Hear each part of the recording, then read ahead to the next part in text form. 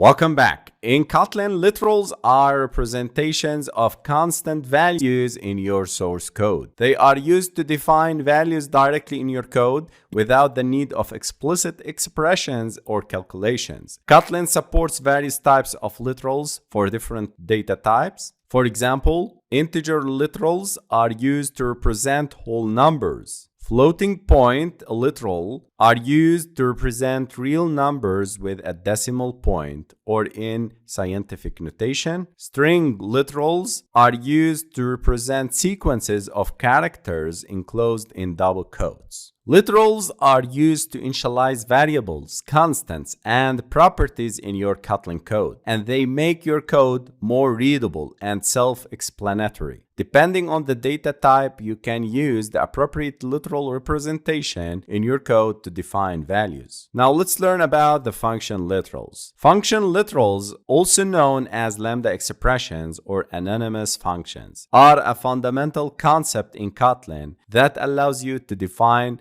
small inline functions without the need for a separate function declaration. Function literals are often used as arguments to higher order functions, allowing you to pass behavior as parameter. Again, guys, allowing you to pass behavior as parameters.